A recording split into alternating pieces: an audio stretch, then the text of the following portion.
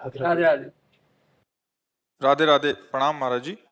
महाराज जी, मैं मुस्लिम दरबार हजरत मौला अली में 18 साल से मुख्य संत के रूप में कार्यरत हूँ।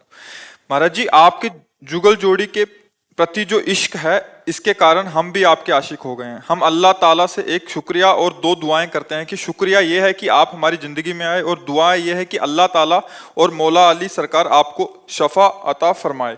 और दूसरी ये है कि हम भारतीयों के जीवन में आप जैसा दिव्य संत एक बार जरूर आवे। महाराज जी, इनका आपके प्रति भाव था। हाँ, नहीं, हम पहले आपको स्वागत करते, धन्यवाद करते हैं कि आप कृपा करके यहाँ पधारे और हमारी बात सुने हैं।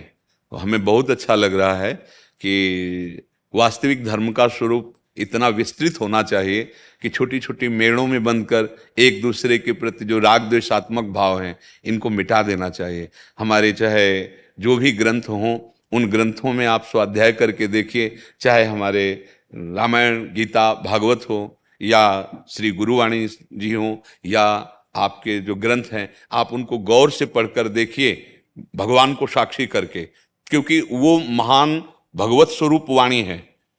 आप उसका जब अर्थ समझना चाहेंगे, राग द्वेष से तो अलग निकलेगा, और आप अपने भगवान को साक्षी करके देखेंगे तो मुझे ऐसा लगता है कि वो विश्राम देने वाली वाणी बन जाएगी। हाँ, विश्राम देने, हमारा जो उपासना का स्वरूप है वो यही है हम सब की, कि सब घट घट में उसी को देखो।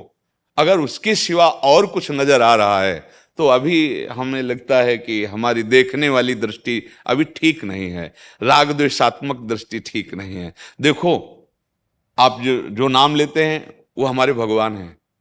हमें दृढ़ विश्वास है मेरे भगवान के सिवा और कोई नहीं।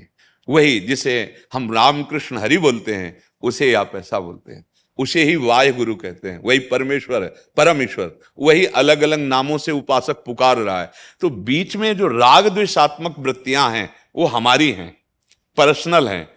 जैसे बिजली दो तार में चलती है, ऐसे ही राग और द्वेष, अनुकूलता और प्रतिकूलता, मान और अपमान, अपना और पराया, इसी पे माया मन को विचरण कराती है। अगर इन कनेक्शनों को काट दे, फिर आप देख लो तो आप जीवन मुक्त महापुरुष हो जाओगे। ऐसे महापुरुष हुए हैं जिनकी हम चरण वंदना आज भी करते हैं। कहीं भी हो, किसी भी जगह हो, जब ऊंचाई पर पहुंचते हैं तो सब एक ही नजर आता है, और जब तक बहुत नीची धरा में रहते हैं तो ऊंचा और नीचा समझ में आता है, अपना और पराया समझ में आता है। पहले तो हम मन से आपको प्रणाम करते हैं कि आपने वास्तविक धर्म के स्वरूप को समझा और आप यहाँ तक कृपा करके आए।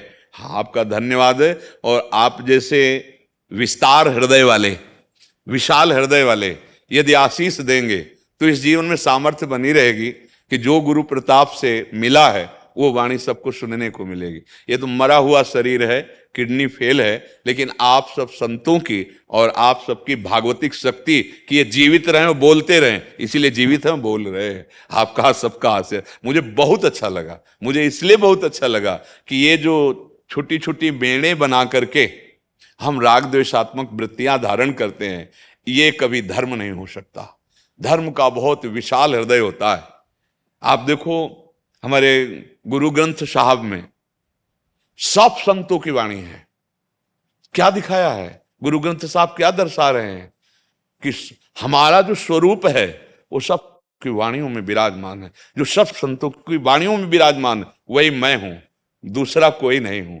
ऐसे ही जितने भी हमारे धर्म ग्रंथ है वो सब एकता सिखाते हैं। अनेक को एक में करके और लीन हो जाए, यही जीवन मुक्त अवस्था है, चाहे जिस मार्ग का पथिक हो। आज हम सब अपने मार्गों से भटक रहे हैं, छोटे छोटे शब्द बोलकर, छोटी छोटी भावनाओं में एक दूसरे का अपमान करते हैं, एक दूसरे को हिंसात्मक वृत्ति से देखते हैं। मुझे तो नहीं लगता कि वो धर्मात्मा है या वो धर्म के ज्ञान रखने वाले, ऐसा नहीं है। इसलिए हमें बहुत अच्छा लगा कि आप पधारे, आप कृपा करें। तो आपको भी माला पहनाइए, हाँ, और सम्मान कीजिए। हम प्रणाम करते हैं आपको कि आप में इतनी हिम्मत आई कि आप कृपा करके यहाँ तक पधारे। हाँ, बिल्कुल।